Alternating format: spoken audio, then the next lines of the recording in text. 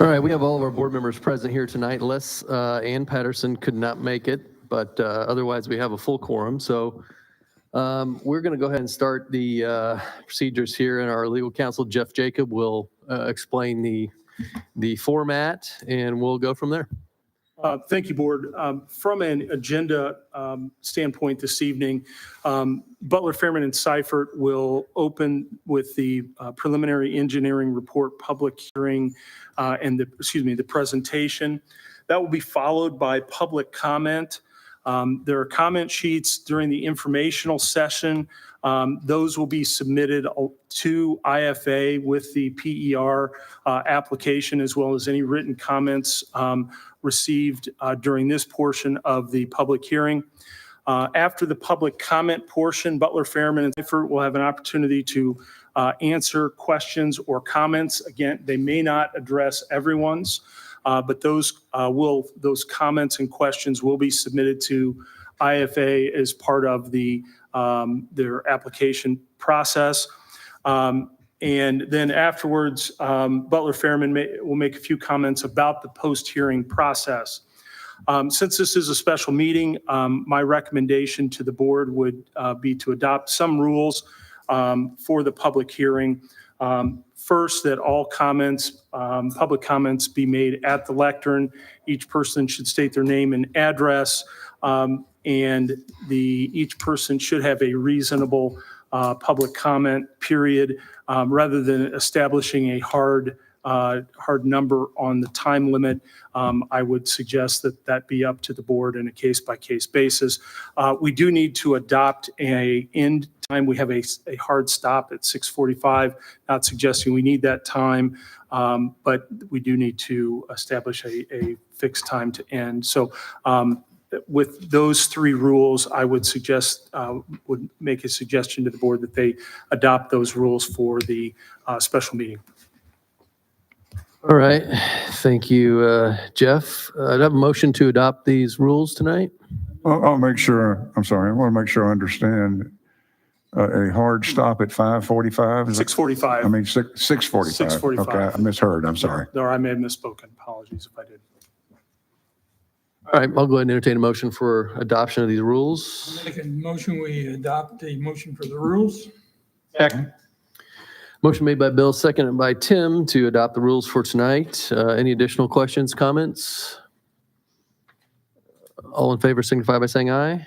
Aye. Any opposed? All right, thank you for that. And we will go ahead, if there's nothing else from the board, and begin with our presentation from Butler, Fairman, and Seifert tonight. And John Leitner, thanks for being here. Thank you. So my name is John Leitner. I'm with Butler, Fairman, and Seifert Civil Engineers. We drafted the preliminary engineering report on behalf of the Lebanon Utilities. And I'd like to go through and give a brief overview of the report. First section of the report kind of goes through utility needs. So some of the utility needs are City of Lebanon developments in some of our existing service areas. As we continue to attract developments, is estimated as much as 5 MGD to 10 MGD of water will be needed to satisfy future city demands over the next 10-year period. Then on the LEAP Lebanon Innovation District, the City of Lebanon, working with IDC, continue to attract developments, including ones they've already attracted and are actively in construction. And it's estimated that as much as 10 to 15 MGD of water will be needed to satisfy those LEAP district demands over the next 10-year period. On our available water capacity, while Lebanon Utilities currently has a strong supply of water for existing users and projects that have been previously allocated, due to unprecedented level of demand, there now is a lack of available water capacity that's over the current supply of 4.6 MGD needed to allocate for future developments. So this project would satisfy the projected 15 MGD to 25 MGD from existing and future developments demands over the next 10-year period. We'll need an additional water source. There's also additional capacity needs required for the protection of human life and property in the event of a fire or natural disaster. As we went through and looked at different alternatives for how to satisfy those utility needs, we went through, there's a no action alternative. Alternative 1, wholesale water supply. Alternative 2, additional groundwater supply within Lebanon. Alternative 3 was an additional water supply from Clinton County. Alternative 4 was an additional water supply from Tippecanoe County. Alternative 5 was a Sugar Creek Reservoir. The no action alternative was not recommended based on the utility needs of needing to move forward. The recommended alternative is alternative number 1, a wholesale water supply that can satisfy both the timing and need for the current project. The other additional 4 alternatives had either a problem with timing, amount of capacity, or both. So looking at the proposed alternative 1, wholesale water supply, improvements are required to the CEG water system to supply the wholesale water to connection points within the Lebanon utility system. Lebanon Utilities will also need to construct infrastructure to connect the existing system and distribute the wholesale water from the connection points with CEG to its customers. Infrastructure improvements are anticipated to be completed on a phased basis to coincide with CEG's delivery schedule. So the phase 1 would provide the city with an additional 2 MGD water supply. Phase 2 would increase that water supply by 8 MGD from the additional 2 to an additional 10 MGD. And phase 3 would increase that water supply further by 15 more MGD from 10 MGD to 25 MGD. Kind of going through the proposed alternatives, here's the current conditions. The pipes shown in the dashed lines are existing infrastructure that we have, existing water mains that are 12 inches or larger. Phase 1 of the proposed alternative would bring water from CEG from the south and connect the existing Lebanon utility system just west of the business park on State Road 32. As part of phase 1, we would have a CEG Lebanon Utilities Connection Point 1 that would have a ground storage tank with a booster pump station to get the water to pressure and push it to the existing system. We would also include a phase 1 elevated storage tank somewhere along State Road 32 that will provide further pressure after the losses to get there. Phase 2 would provide another connection point from the CEG system. That connection point would also include a 2 million gallon ground storage tank and booster pump station, large diameter transmission lines, and further we would add on to the infrastructure from phase 1 to provide more of a loop through the LEAP Innovation District. Our final phase, phase 3, would provide a third connection point with the CEG system with a 2 million gallon ground storage tank, booster pump station, transmission lines, and a elevated storage tank in the vicinity up near County Road 300. Look at estimated program cost. These are total program costs that include design, land acquisition, construction costs, closing costs, things like that. We'd look at phase 1 is about $87 million. That includes 48,000 feet of transmission lines, likely in the 30 to 36 inch size, a 2 million gallon ground storage tank and booster station, a 2 million gallon elevated storage tank. Phase 2 is around $60 million, 43,000 more feet of large diameter transmission lines, a 2 million gallon ground storage tank and booster station with a connection. And then phase 3 would be around $77 million with another 45,000 feet of transmission lines, 2 million gallon ground storage tank and booster station, and another 2 million gallon elevated storage tank. That brings the overall program to right around $225 million. Looking at the schedule, what we're trying to hit is the Q1 of 2027 for substantial completion of phase 1 after an initial loan closing here in Q4 of 2024. Phase 2, we look for a loan closing in Q4 of 2025 with substantial completion in Q1 of 2028. And then for the third phase, a substantial completion in 2031. So with that, any questions from the board, or we can go to the public comment period? Thank you, John. Appreciate the information. Anything from the board? Any questions for John? Thanks. All right, we'd go ahead and open up the public comment portion. Again, we just ask that you keep your comments brief and respectful. We don't want to set a hard time for comments, but if you'd like to make a comment or you have a question, you could step to the podium, state your name and address, and be glad to open that at this moment.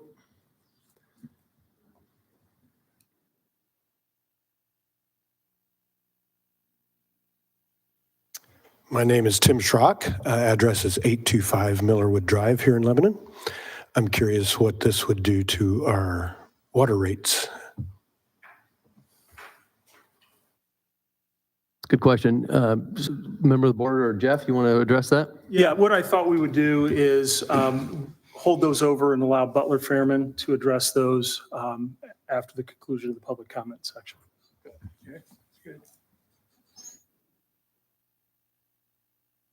Hello. Hello. That's short. My name's Britt Reese. I live at 6519 North, 350 West, Thorntown, Indiana. And so I've got written comment. I promise what I'm going to say is not this long, just have some attachments. So if I can read my written comment here on the first page. So in May of 2024, the city of Lebanon put a hold on new development due to overpromising water in conjunction with poor planning, specifically related to the water needs of Eli Lilly and Company.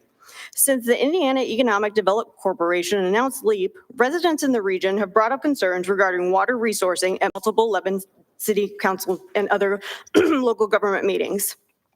However, Mayor Matt Gentry and the Lebanon City Council continued to push through developments without taking into consideration broader impacts or fully investigating the items that they were approving. This overpromising of water has resulted in a $25 million lawsuit against the City of Lebanon by Realty Link LLC. The Lebanon Utility Service Board is now bringing forth a proposed wholesale water supply program to apply for a drinking water state revolving fund loan from the IFA. The proposed project does not fulfill the intended use of DWSRF. So overview of eligibility. The Drinking Water State Revolving Fund program was created as part of the 1996 amendments to the Safe Water Drinking Act and is structured as a federal-state partnership. There are rules set in place for eligibility and ineligible projects at both the federal and the state level. All states are required to give priority to projects that, 1, address the most serious risks to human health, 2, ensure compliance with requirements of the Safe Drinking Water Act, and 3, assist systems most in need on a per household basis according to the state affordability criteria. The federal guidelines further state the DWSRF is meant to serve the public health needs of the existing population. Congress specifically directed in the SWDA that the DWSRF program avoid the use of funds to finance the expansion of any public water system in anticipation of future population growth. Key focus areas of the program include projects like lead pipe removal, as emphasized by the implementing lead service line replacement projects funded by the Drinking Water State Revolving Fund, which is an EPA memorandum from May of 2024. The state of Indiana further states that projects solely for the purpose of economic development are not eligible for this program. So the total for all 3 phases of this project is estimated to be a very large number. It's a large project and eligibility should not be taken lightly. Section 2 of the PRE describes the utility need and the true project intentions become clear. IEDC, LEAP, and Eli Lilly and Company. It further goes on to call out commercial development, industrial development, the Hinkie Waterfield development, and future water requirements. So by both federal and state criteria, this project is ineligible. So when we look at the federal criteria, so avoiding the use for expanding water for population growth, this project is exclusively focused on future growth. The city of Lebanon has overpromised water and now has that pending lawsuit. From a state criteria standpoint, projects solely for the purpose of economic development are not eligible for the program. The project clearly states that the needs are due to IEDC, LEAP, Eli Lilly, and other commercial industrial development. So federal definition of priority projects, the project does not address the most serious risks to human health. It doesn't ensure compliance with requirements of the Safe Drinking Water Act, or does it assist a disadvantaged community. So this project should not be considered for a drinking water state revolving fund loan. Funding this project takes away from communities who truly need these loans for the intended use of the program. Thank you. Thank you. And with the written comment, do I submit that to someone? Okay. Danielle will take that for you.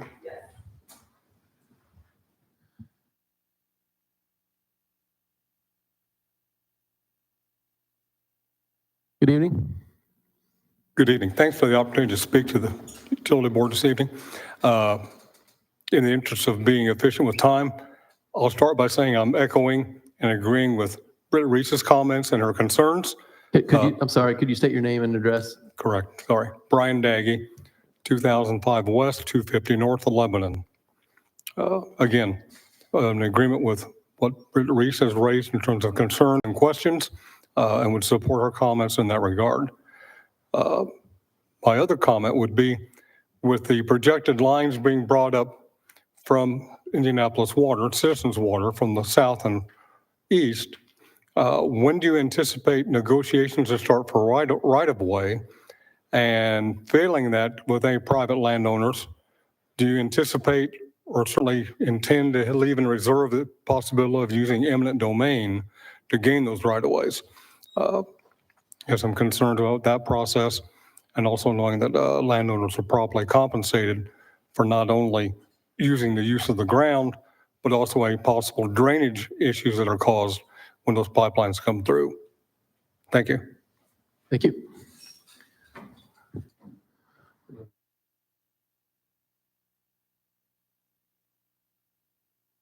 Good evening. My name is Tom Whitsett. I live at 2215 Travis Drive. I own a lot that's just about 3 spaces down from me on Travis Drive. And we've owned that for a number of, well, probably over 10 years. And we planned in the first part of this year, we hired an architect to draw up some housing plans because my wife and I decided it was time to move to a single-story house. And then I read in the paper when we were about to submit our plans in May that the city was issuing no more building permits, which I thought when I read it could not apply to me, who owned this lot and has paid taxes to the city for a number of years, and certainly for single buildings in the city of Lebanon, I could get a permit. But I found out that I could not, which raises this question I would like this board to answer. How in the world did you authorize 100% of all the available water hookups to major development and ignore the fact that there may be lots within the city limits who wanted to build? Not only have you denied that opportunity to me, I'm sure you've denied that opportunity to many others, and you have also rendered the owners of lots, building lots, virtually worthless until such time as water is available. And nobody, I mean, there's been estimates. I've read estimates from 24 to 48 months. I don't know how many years it's going to take. I understand there may be contracts signed, but that doesn't get water here. And so I would like to know, first of all, from some member of this board, how that happened. And was it intentional, or did you simply not consider the fact that there are other lots within the city who might want to build? And also, the second question is, when can you give me a realistic date for when lots within the city of Lebanon might be able to get a hookup? Thanks for your comments. Appreciate your questions as well. We want to have those questions answered at the end as well, Jeff, or someone want to try to address those at, To the extent relevant to the PER. Yes. okay. I don't want those questions answered by the engineers. I'd like those questions answered by this board. Like,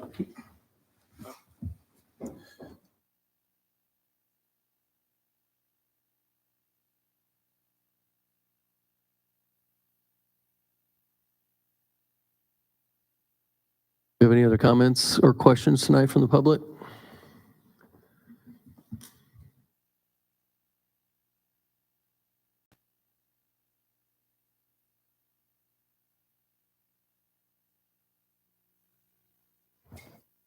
I thought of another one. Once again, my name is Tim Schrock. I live at 825 Millerwood Drive here in Lebanon. I have actually a couple of clients who are wanting to build on their lots, as this gentleman mentioned, and expand, say, from single family to multifamily units. And so specifically, my question is, I would like to know, so I can share with my clients, do we have a date? Are we looking at a date at when those can be approved for permits? Thank you. Other comments, questions before we turn it back over to Butler Fairman?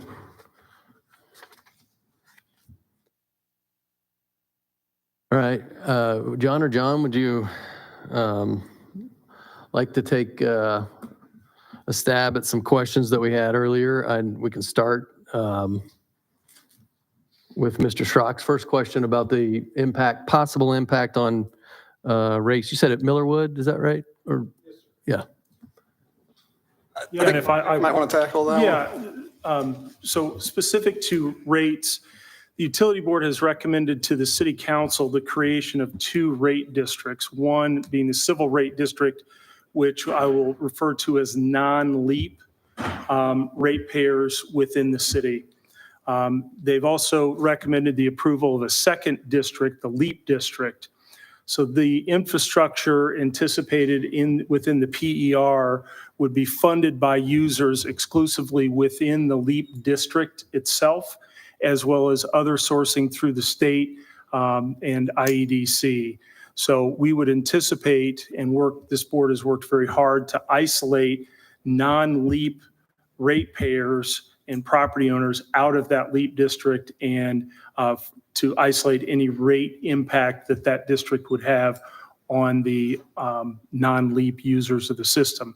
That is not, however, to say, as John may note, there is a significant supply of water anticipated in the project that would come into the city, not just within the LEAP district, as well as infrastructure benefits from redundancy standpoint and general improvements that would aid the non-LEAP portion of the city as well. So I hope that answers your question.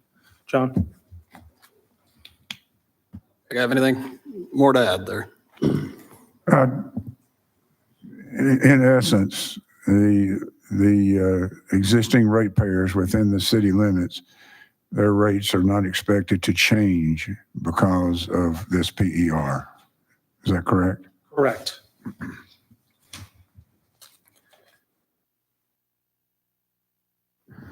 All right, and then John or Jeff or any member of the board, did you want to comment on the question that I think it was Mr. Daggy asking about eminent domain or land acquisition process? Yeah, as of now, the land acquisition process will start soon. We're still in kind of this preliminary design phase, working through the preliminary engineering report, are working further on those routes, trying to, we showed preliminary routes, trying to determine exactly which side of the road is best. How do we avoid things like septic fields or major impacts to the community, to the project. So that process will start here in the near future, and property owners that are impacted will be contacted. Jeff, will you comment on the use of eminent domain, please?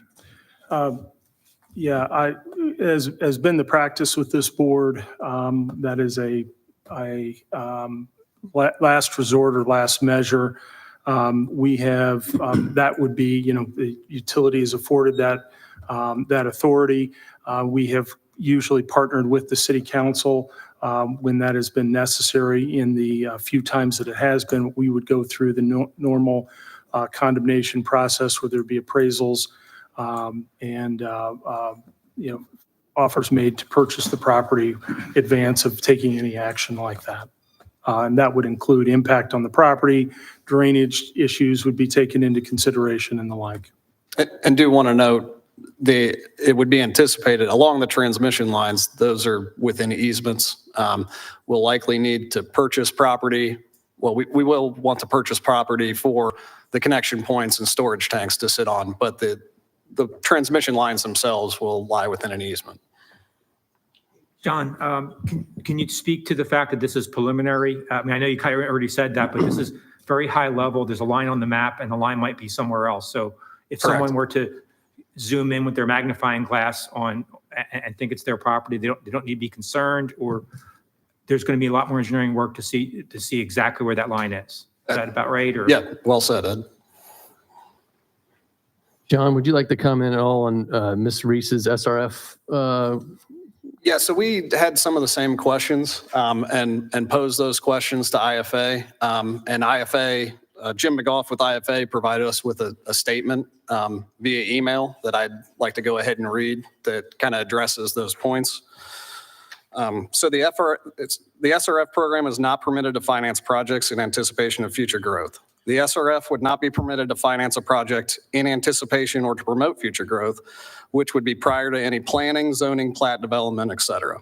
In this instance, a substantial amount of planning and official action has taken place, including development of a PUD that includes mixed use, meaning it's not all industrial, and the need is already created as construction is underway. In addition, 20% of need is for current and future needs of Lebanon's non-LEAP areas. The IFA does not believe this project is solely for the purpose of economic development.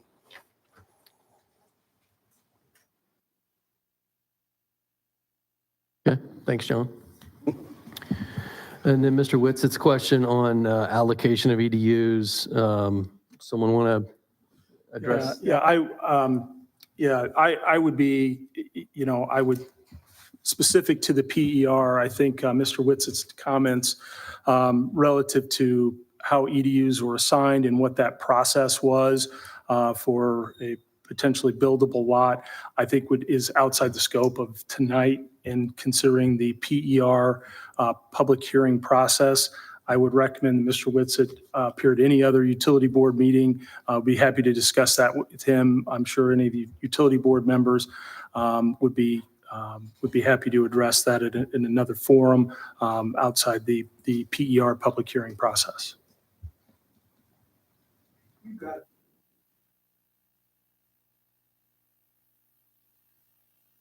Anybody else? Any other comments, questions tonight for John or BFNS? Our next, Mr. Whitsitt, our next meeting is Wednesday, and we'd be happy to address your question then and during the public comment period.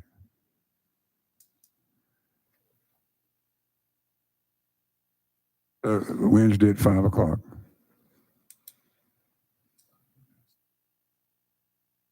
All right, John, we'll proceed. Yeah, so next steps, the PER will remain available for public comment for the next 5 calendar days, available to copy, and written comment can still be provided for those next 5 days as well. We'll take all of those comments, create responses to send to SRF, include all those packets. If you left your email address, I do plan on copying you on that response to IFA so that you don't have to go searching for it or hunting for it. They'll probably mail it out to you as well. But moving forward, we still do have some additional items that we're working through with IFA, environmental, different investigations that are being performed along the routes and site locations. Once we have those finalized, everything finalized with IFA and SRF, then we will bring a PR acceptance resolution before the board to kind of finalize the PER process.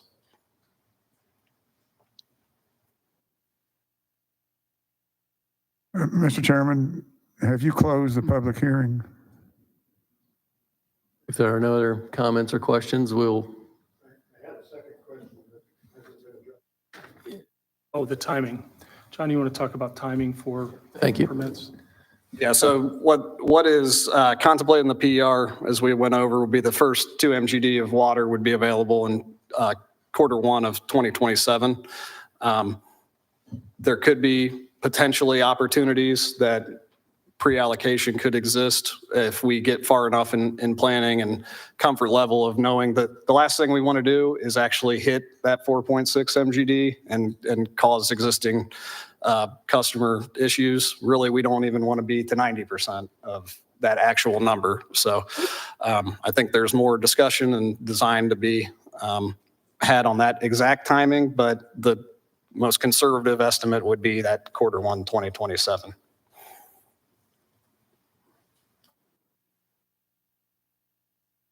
thank you, John. All right, if there are no other questions, or comments, I'd entertain a motion to close the public hearing portion. So moved. Second? Motion made by Tim, second by Bill to close the public hearing portion. All in favor signify by saying aye. Aye. Aye. Any opposed? All right. At this point, I will entertain a motion as well to close the meeting. If there are no further comments from the board, please remember if you have comment sheets or written questions that you hand those to Danielle before you walk out over here by the exit. And Let's see, John, do I remember correctly that you're accepting public comments till November the 9th? That's written comments, right?